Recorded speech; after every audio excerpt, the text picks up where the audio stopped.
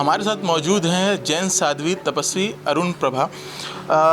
बीते 31 वर्षों से ये आयम्बिल जो है एक तरह का एक तपस्या है जो जैन धर्म में किया जाता है ताकि मोक्ष या कहें, जो रिलीजियस या कहें, जो धर्म के जो भगवान हैं, मुक्ति पाने का एक तरह से एक रास्ता है, अपने भगवान से एक प्रार्थना है जिससे उन्हें मुक्ति मिल सके। हमारे साथ मौजूद हैं। बीते 31 वर्षों से आप ये लगातार कर रही हैं, शुरुआत किस तरह हुई और दूसरी चीज़ की क्या सोचा कि इतनी कठिन जो तपस्या है ये मुझे करना है? ऐसे हमारे शुक्ला भैया ने तपस्या के बारे में पूछा। आयम्बिल यानी क्या? यानी भगवान महावीर स्वामी ने 12 प्रकार की तपस्या बताई है। 12 प्रकार की तपस्या: अनशन, उन्नोदरी, भिक्षाचरी, रस, परित्याग, काया क्लेश, प्रायश्चित, विनय, वैयावच, स्वाध्याय और ध्यान, उत्सर्ग। ऐसे 12 प्रकार की तपस्या है।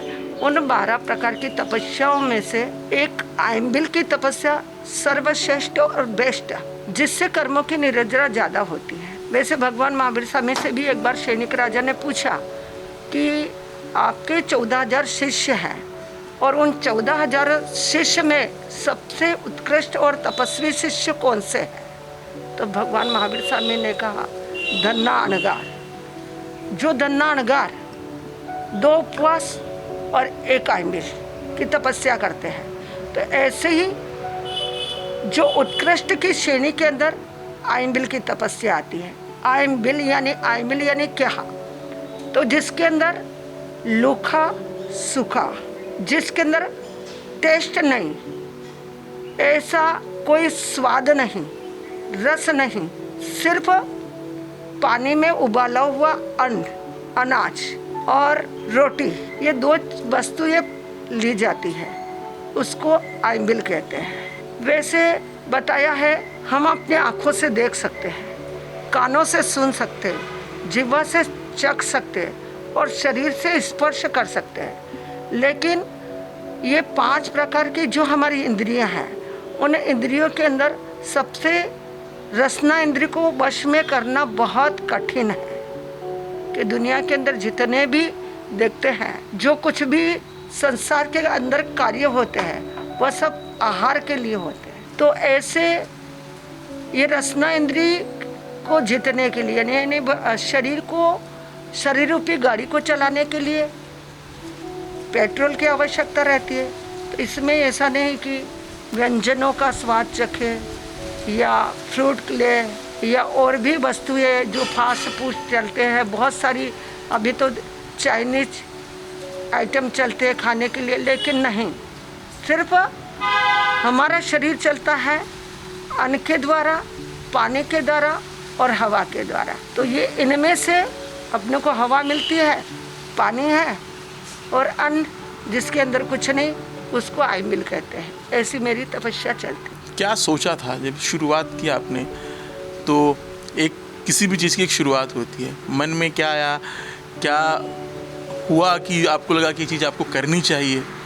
एक तरह से एक जो आपकी तपस्या जैसी चल ही रही थी, उसमें एक जो आपने नया जोड़ा, जो सबसे कठिन मानी जा रही है, वो किस तरह ख्याल आया? वैसे मैंने 2080 के अंदर मैंने संन्यास लिया और मन के अंदर एक ही संकल्प लिया था कि मुझे तपस्या की ओर, एक ही लक्ष्य बनाया और संकल्प लिया कि मुझे तपस्या की ओर आगे बढ़ना है। और मैंने मेरे जीवन के अंदर उपवास की तपस्या चालू करी। तो उपवास के अंदर भी बहुत सारी तपस्या करी। फिर मुझे एक दिन एहसास हुआ, और ये देखिए गुरुदेव है या गुरनी जी महाराज साहब मुझे एहसास कराते हैं कि आयम्बिल की तपस्या प्रारंभ करो। तो जैसे ही हमारे बड़े गुरुजी थे, मैंने उनको बताया कि मेरे मन में ऐसे भाव जगे है कि मुझे आयम्बिल की तपस्या करना है। तो फिर उन्होंने कहा कि आपकी जैसी भावना है आप कर सकते हो। तो ऐसे निरंतर मेरी लगातार 31 वर्ष से तपस्या चलती है और मेरे ऐसे बहुत सारे तपस्या हो गई है। लेकिन उसके अंदर कभी कभी 6 महीने लगातार करती हूँ, फिर 1 महीने का ब्रेक, यानी 1 महीने का ब्रेक के अंदर भी एक उपवास करना और एक पारणा करना, ऐसे 30 दिन का ब्रेक लेती हूँ।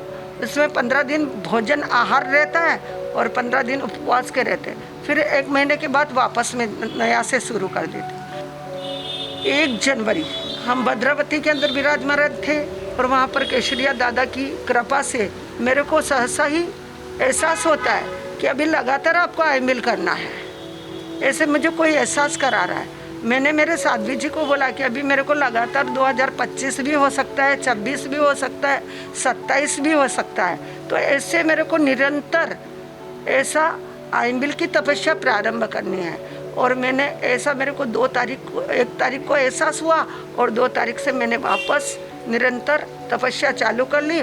आज मेरे 200 आईएमएल पूर्ण हुए। इस तपस्या के दौरान दिनचर्या कैसी होती है? क्योंकि किस तरह है कि सिर्फ आप इस समय खाती के, जैसे कि आपने कहा कि इसमें जो है उबला हुआ खाना रहता है, तो उबले उसमें क्या रहता है और किस तरह, और दूसरी चीज़ की स्वाद का महत्व जीवन में भले आप साध्वी बन जाए या साधु बन जाए, लेकिन एक स्वाद का तो अहम स्थान रहता है इसमें। हमारे भाई शुक्ला जी पूछ रहे, स्वाद का तो आनंद ही अलग रहता है, लेकिन जो ये बिना उबला हुआ आहार लेती हूँ मैं, इसमें मेरे को सभी स्वाद मिक्स हो जाते हैं। मैं जिस मन में जैसी व्यक्ति की सोच रहती है उसका वह सब उस आईएमएल के आहार में, उबले हुए आहार के अंदर मुझे सारे स्वादों का अनुभव मैं उसके अंदर कर लेती हूँ। आमतौर पर नॉर्मली कोई भी व्यक्ति जो है वो कुछ घंटों भी भूखा नहीं रह पाता है। आप इतने दिनों से ये तपस्या कर रही हैं, कभी कमज़ोरी महसूस नहीं हुई या कुछ और तरह की चीज़ें नहीं हुई कि यार नहीं अब तो थोड़ा सा रुके हम?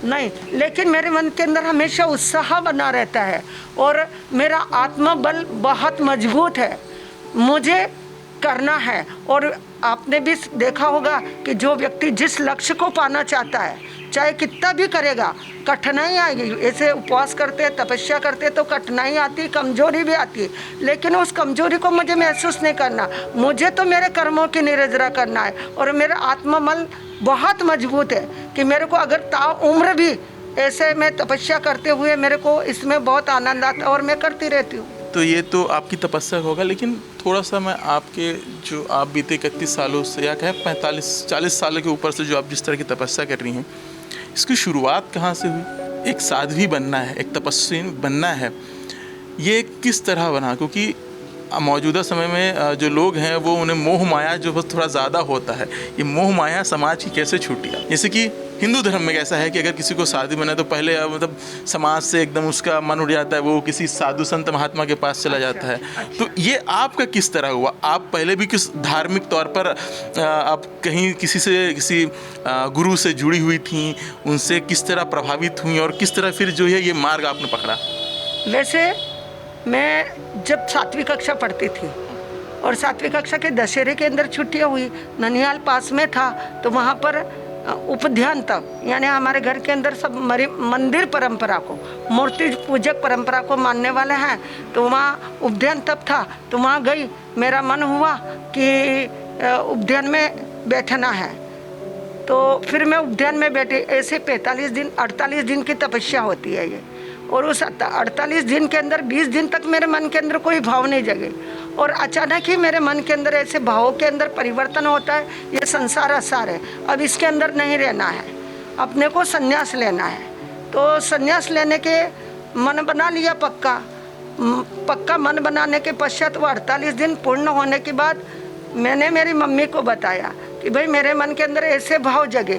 तब मेरी मम्मी ने कहा कि देखो, हम 4 भाई बहन थे, तो मेरी मम्मी ने कहा कि देखो तुम्हारे मामा जी महाराज, यानी ननिहाल पक्ष के अंदर मेरे तपस्वी लाभचंद जी महाराज साहब, जिन्होंने जिंदगी भर तक 5 उपवास की तपस्या करी, फिर 3 उपवास की तपस्या करी, फिर लास्ट टाइम तक 1 उपवास की तपस्या करी, और वो जिंदगी भर तक उन्होंने कभी आड़ा आसन यानी लंबे पैर नहीं गए, रात्रि के अंदर सोए नहीं, वो दिन भर रात भर बैठे रहते थे। अगर थक भी गए तो उठ के चलने फिरने लग जाते, लेकिन रात्रि के अंदर उन्होंने निंद्रा नहीं ली। तो जब हम बालक, छोटी उम्र थी 4-5 साल की, तो उन्होंने देख के बता दिया था कि देविका बहन, ये तुम्हारी लड़की दीक्षा लेगी, कभी भी इसको जिन शासन के अंदर आने के लिए आप मना मत करना। तो मेरे माताजी ने उसी समय सौगन ले रखे थे, प्रतिज्ञा ले रखे थे कि मैं अंतराय नहीं दूंगी। तब मैंने मेरे भावों को मेरे माता के समक्ष व्यक्त किया। तब माता ने कहा कि मेरे तो प्रत्याख्यान लिए हुए हैं, लेकिन तुम्हारे दीक्षा के भाव जगे है तो अपन मामा जी महाराज साहब से पूछते हैं। तो हमारे को मामा जी महाराज साहब के पास में लेके गए। मामा जी महाराज ने कहा तेरे को कोमल, तेरे को दीक्षा लेना है, यानी मेरे संसारी नाम कोमल था। तो उन्होंने बोला तेरे को दीक्षा लेना। मैंने कहा हाँ लेना है। तो बोले दृढ़ संकल्प है। मैंने कहा हाँ दृढ़ संकल्प है कि मेरे को दीक्षा लेना है। तो मेरे को स्थानकवासी का कुछ आता नहीं, हम तो सब मंदिर मार्गी परंपरा को मानने वाले थे। तो बोले तू स्थानक के अंदर दीक्षा ले लेगी। मैंने कहा हाँ अपने को साध्वी बनना है, कहीं पर भी बन सकते हैं। तो फिर उन्होंने मामा जी महाराज ने हमारे गुरुवरिया मालव सिनी कमलावती जी महाराज साहब की सेवा के अंदर रखा और 6 महीने के अंदर मेरी दीक्षा हो गई। मेरी दीक्षा हुई उस दिन शरद पूर्णिमा थी और सन 1980 उदयपुर के अंदर झीलों की नगरी के अंदर। अभी 1-2 साल पहले हमने एक वीडियो देखा जहां एक उद्योगपति की बेटी जो है वो दीक्षा लेती है। एक भव्य कार्यक्रम का आयोजन होता है जिसमें समाज के तमाम बड़े लोग पहुंचते हैं और एक भव्यता के साथ जो है बेटी, मतलब माँ ही थी जो बेटी को जो है वो लेके जाती है और बाकायदा उन्हें तैयार किया जाता है। तो ये सिर्फ सभी जो दीक्षा लेती हैं सभी के लिए इसी तरह का होता है कि कुछ और भी वो है? जो भी इस संसार को छोड़ता है और संयम की ओर बढ़ता है तो माता पिता की ये ऐसे रहते कि मेरी बेटी, मेरा बालक बालिका है, किस ओर बढ़ रहा है? संन्यास की ओर बढ़ रहा है, इस ग्रस्त जीवन को त्याग कर रहे हैं और त्याग मार्ग की ओर बढ़ रहे हैं। तो फिर उनको पहले से सब कुछ ऐसे धूमधाम से भव्य कार्यक्रम किया जाता है और फिर बड़े उत्साह से उमंग के साथ में उनको दीक्षा दी जाती है। आखिर के 1-2 सवाल कि एक मौजूदा समय में जिस तरह समाज जा रहा है उस पर आपका रुख क्या है एक तपस्वी के तौर पर? क्योंकि समाज जिस तरह से बढ़ रहा है, आधुनिकता हो या तमाम चीज़ें, बहुत गलत चीज़ें भी हो रही हैं और बहुत ऐसी चीज़ें भी हो रही है जो नहीं होनी चाहिए। उसको लेकर एक तपस्वी के तौर पर आपका क्या कहना है और क्या संदेश है समाज के लिए, खासकर युवाओं के लिए?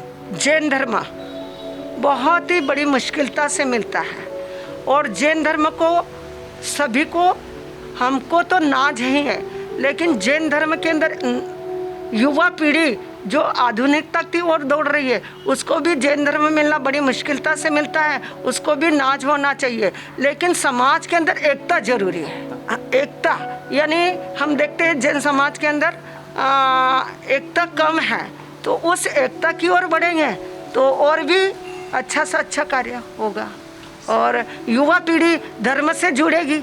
यानी स्थानकवासी, मंदिर मार्गी, तेरापंथी, दिगंबर, श्वेतांबर सब एक बनेंगे तो सबके गुरु भगवान महावीर स्वामी, तो ऐसा मानेंगे कि गुरु एक सेवा अनेक, यानी सबका कौन है? मूल में गुरु भगवान महावीर है। तो भगवान की ओर बढ़ेंगे तो अवश्य ही सिद्धत्व को प्राप्त करेंगे। आज मेरी गुरुवरिया का 200 आइम्बिल पूर्ण हुए। गुरु माँ मध्य प्रदेश नीमच के पास झीरन में नामी परिवार धर्मनिष्ठ बरोरिया परिवार की लाडली बेटी, जिनको दीक्षा लेके 45 इयर्स हो गए। 14 साल से आप उपवास की तपस्या करें और 31 साल से कंटिन्यूस आपके आइम्बिल की तपस्या चल रही है। आइम्बिल क्या है ये जैन सभी जानते हैं, लेकिन अन्य कोई नहीं जानता। The king of Jainism Lord Mahavir, हम महावीर के फॉलोअर्स हैं। प्रभु महावीर ने बहुत सारी तपस्या बताई और उसमें सबसे बेस्ट, श्रेष्ठ एंड जेस्ट तपस्या यदि कोई है तो वो है आइम्बिल की तपस्या। आइम्बिल यानी 24 घंटे में एक ही बार खाना है। No green raw materials, no vegetable, no fruits, no dry fruits, no slacks, no snacks, nothing, only boiled food खाना है। और ऐसी तपस्या कम से कम 31 साल से जो गुरु माँ कर रहे हैं, इसे साइंस भी एक्सेप्ट नहीं करता। और इस साइंस को फेल करने वाला हमारा जैन धर्म यानी जैनिज्म, साइंस को चैलेंज करने वाला हमारा जैनिज्म, जबकि साइंस हमेशा जैनिज्म को फॉलो करते हुए आ रहा है, लेकिन जैनिज्म ने कभी भी साइंस को फॉलो नहीं किया। मैं बहुत गर्व महसूस करती हूँ कि मुझे ऐसी गुरु माँ मिली और गुरु माँ का आशीर्वाद हमेशा मेरे ऊपर बरसता रहे कि गुरु माँ आपके जो देवी है या जो भी आपका इष्ट है, माँ चक्रेश्वरी की असीम कृपा से आप ये तपस्या निरंतर कर रहे हो और उस माँ चक्रेश्वरी कौन सा आशीर्वाद देगी, क्या बात कहेगी, कब ये आपके आइम्बिल पूर्ण हो गए, हम बस इसी बात का इंतज़ार कर रहे हैं और बस यही प्रार्थना करते कि आपकी तपस्या निर्विघ्न सुख शांति समाधि से पूर्ण हो। मैं जब 6 साल की थी, गुरनी मैया का 2013 में निम्भाड़ा चातुर्मास था। तब पारसमल जी कागोतिया जो मेरे पापा है वो दर्शन करने के लिए बड़े महाराजा के आए थे निम्भाड़ा चातुर्मास में, और बड़े महाराजा ने बोला मेरे पापा को कि आपकी 4 बेटियां हैं, तो आप कोई भी एक बेटी को धर्म के मार्ग पे लगाओ। चारों बेटियां संसार के मार्ग पे जाएगी, इससे अच्छा है कि आपकी कोई भी एक बेटी है जो जिन शासन का नाम रोशन करेगी, तो आप एक अपनी बेटी को इधर धर्म में जुड़ाओ। तब मेरे पापा ने कहा कि आपके सामने 4 बेटी है, आपको जो भी इनको पूछना है आप पूछो, और जिसने अगर हाँ कर लिया तो मैं रेडी हूँ इनको छोड़ने के लिए। तो मेरी जो फर्स्ट सिस्टर है उनको पूछा तो उन्होंने मना कर दिया कि मैं नहीं रहूँगी। सेकंड को पूछा, सेकंड ने भी मना कर दिया और थर्ड ने भी मना कर दिया। जब मुझे पूछा कि तू रहेगी क्या, तो मैंने तुरंत हाँ कर दिया कि हाँ मैं आपके पास रह लूँगी। तो बड़े महाराजा ने बोला कि ये बहुत छोटी है तो इससे ये कैसे रह जाएगी। तो पापा ने बोला अगर इसकी इच्छा है तो ये रह जाएगी, और अगर नहीं रही तो मैं वापस से लेने के लिए आ जाऊँगा इसको। तब से 6 साल की उम्र से मैं बड़े महाराजा के साथ रही, और 11.5 साल की उम्र में पूना में बिबेवाड़ी में मेरी दीक्षा हुई, बड़े महाराजा के सानिध्य में हुई, और 6 साल तक गुरनी मैया के सानिध्य में रही, और 11.5 साल की उम्र से आज मैं 17 साल की हूँ, और मुझे 5 साल हो गए दीक्षा को लेकर। गुरनी मैया मुझे 2019 जहाँ पे मेरा जन्म हुआ है पांडेसरा सूरत के अंदर आता है, वह गुरनी मैया का चातुर्मास था और मैं कन्या मंडल की अध्यक्ष थी। और अध्यक्ष के नाते मुझे समाज का हर एक काम करने में मैं एक्टिव रहती थी, पर दीक्षा जो संयम की जब बात आ जाती थी वह मैं कोसों पीछे खसक जाती, क्योंकि मुझे दीक्षा नहीं लेनी थी और कोई भी हालत में मुझे दीक्षा नहीं लेनी थी। पर कहते हैं ना कि चमत्कार भले मैंने नहीं देखा, पर जो मेरी गुरनी मैया है वो किसी चमत्कार से कम नहीं है। क्योंकि जिस दिन मुझे गुरनी मैया मिली और जैसे जैसे मेरे को गुरनी मैया का सानिध्य मिला, और उसी गुरनी मैया के सानिध्य में मैंने 1 महीने 31 दिन ओनली मैंने गर्म पानी पे रही, और गर्म पानी पे रहने के साथ साथ गुरनी मैया ने मुझे समझाया कि तू संसार के चकाचौंध में फंसी हुई है, तूने ये पूरी लाइफ तो जी है, तू कुछ पल मेरे साथ बिता, और यदि तेरी लाइफ में यू टर्न आ जाए तो तुझे अच्छा लगे तो तू हमारे साथ चल सकती है। बट गुरनी मैया के कहने पर भी मैंने गुरनी मैया की बात नहीं मानी। बट जैसे जैसे और आगे बढ़ते गए, ये गुरु निधि जी महाराज साहब जिन्होंने आपको परिचय दिया कि मात्र और मात्र उन्होंने 11.5 साल की उम्र में दीक्षा ली। जब उन्होंने दीक्षा ली थी, वो दीक्षा के पहले जहाँ मैं रहती हूँ, जहाँ गुरनी मैया का चातुर्मास हुआ था सूरत की नगरी में पांडेसरा क्षेत्र में, तो वहाँ पर ये आए थे और इनके साथ रहने का मुझे मौका मिला। और इनको देखकर ही कहीं ना कहीं मेरे मन में भाव जगे कि इतनी छोटी सी लड़की यदि संयम मार्ग पर जा सकती है तो मैं क्यों नहीं जा सकती।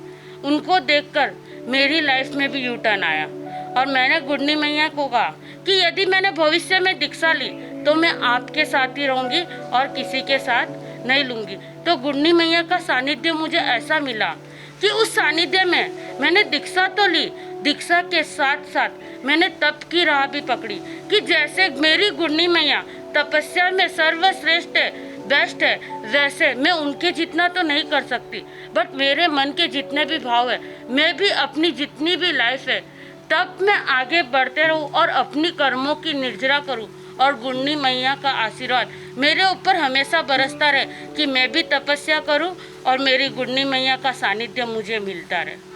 जो दीक्षा के पहले का जो जीवन था वो मेरा सबसे अलग था, क्योंकि वो लाइफ मुझे पहले सबसे बेस्ट लगती थी, क्योंकि मैं गाड़ी के बिना चल नहीं सकती थी, घर का खाना मुझे पसंद नहीं था, मुझे बाहर होटल पे खाना, गाड़ी पर घूमना, बाहर बड़ी बड़ी जगहों पर घूमना, अच्छे से लग्जरी लाइफ मुझे पसंद थी।